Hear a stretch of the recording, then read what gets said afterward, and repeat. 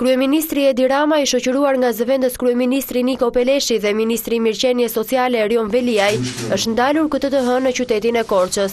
Ndalesën e parë ata e kanë bërë në qendrën kulturore të fëmijëve për të vijuar më pas në zyrën e punës dhe për të përfunduar në shtëpinë e të moshuarve. Gjatë vizitës së parë, zëvendës kryeministri Peleshi, duke folur edhe si kryetar Bashkia e Korçës, tha se ka kërkuar vazhdimisht që këtë qendër ta merrte Bashkia, kërkesë e cila nuk është pranuar. Bashkia vazhdimisht e ka kërkuar që ky institucion të menaxhohet nga Bashkia.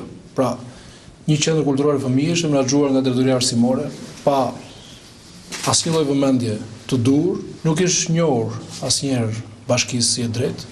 Ndërkaq, gjatë vizitës në zyrën e punës, ministri Veliaj hodhi idenë e vendosjes së një zyre të tillë më pranë qytetarëve, që të mund të kryej funksionin siç duhet.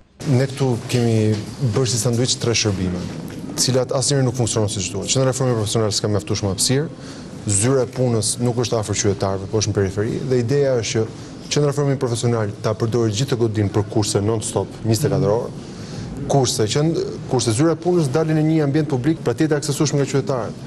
Por, përkundër situatës mjaft të rëndë në këto institucione, shtëpia e të moshuarve u cilësua si një shembull për të gjithë institucionet e përkujdesit në Shqipëri. Tani jemi të gjithë krenarë, gjithë qyteti që kemi absolutisht qendrën më të mirë Shqipëri të moshuarve. Do të shërbejë gjithë Shqipëri sepse është një model që edhe ministri jam i bindur ta promovoj, ku nga njëra anë qeveria, nga ana tjetër fondacionet, shoqata të ndryshme mund të bashkojnë forcat në ndërtuar të standardet. Vizita në Korçë pason vizita të tjera të kryera nga kryeministri dhe anëtar të kabinetit, të cilët po njihen më nga afër me situatën e rëndë në mjaft institucione të qyteteve të ndryshme.